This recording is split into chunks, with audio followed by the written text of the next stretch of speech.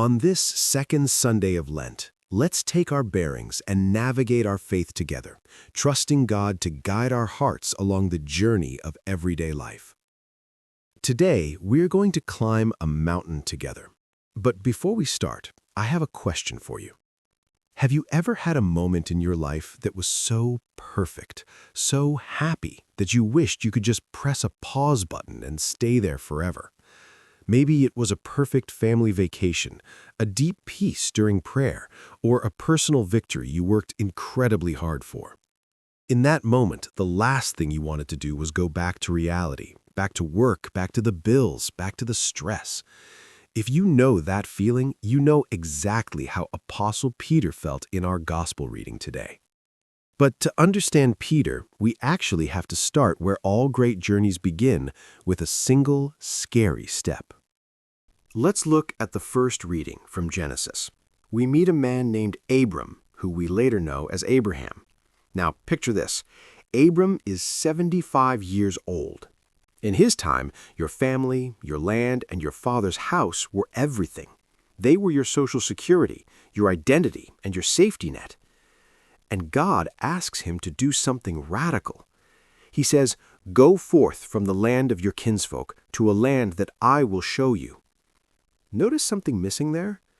God doesn't send him a GPS location. He doesn't send a Google Maps screenshot.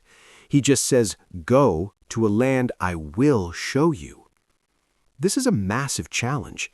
It requires Abram to trust in the person asking, God, rather than the plan itself. This is the beginning of salvation history. God is forming a people. But to be formed by God, Abram had to let go of what made him feel safe. He had to exchange his security for God's promise. Now, let's fast forward centuries later to the Gospel of Matthew. Jesus takes his closest friends, Peter, James, and John, up a high mountain. To understand what happens next, I want you to imagine a movie theater. Imagine you are about to watch a very scary, very sad movie. The director knows you might get so terrified that you'll walk out of the theater. So, before the movie starts, he decides to show you the ending, a happy, glorious victory. He shows you the ending first, so you have the courage to sit through the scary parts. That is exactly what the Transfiguration is.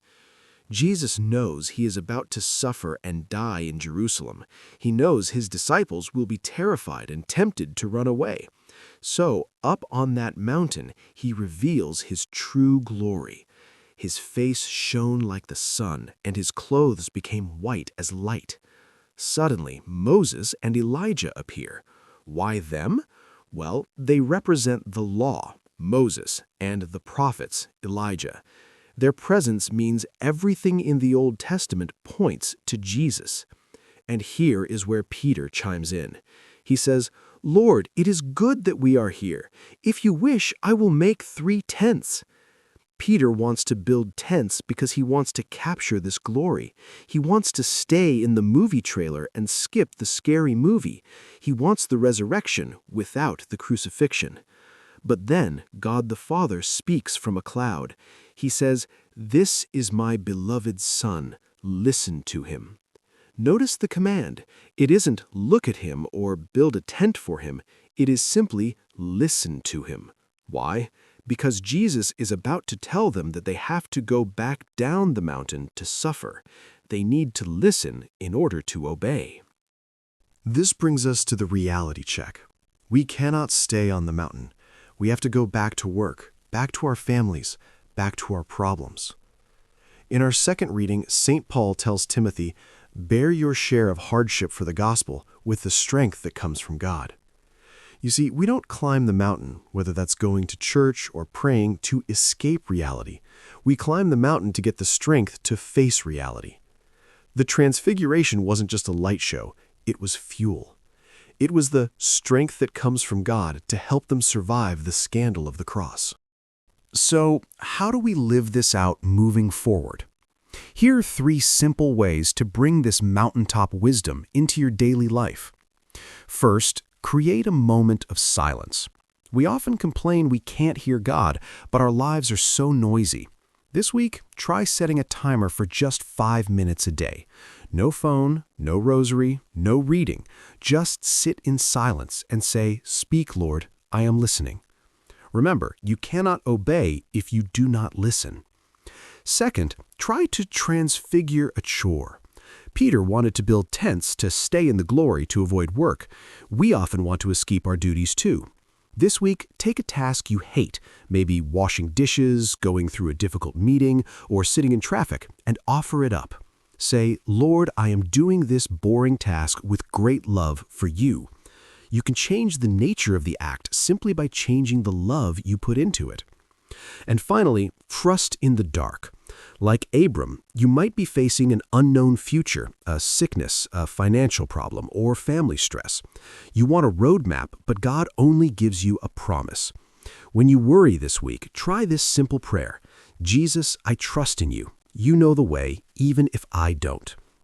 In summary, the readings for this Sunday invite us on a journey from security to glory, passing through the necessary road of trust and hardship. Just as Abram was called to leave his comfort zone for a promise he couldn't yet see, we are called to trust God in the uncertainties of our lives. The Transfiguration serves as a divine trailer, revealing Jesus' glory to strengthen the disciples, and us, for the suffering that precedes the resurrection. We are reminded that while we cannot stay on the mountaintop of spiritual highs, the vision of God's glory is meant to fuel us as we bear our share of hardship in the valleys of daily life. The ultimate lesson is to stop trying to control the outcome, like building tents, and start following the Father's command to listen to Him, finding God's grace sufficient for every step of the journey.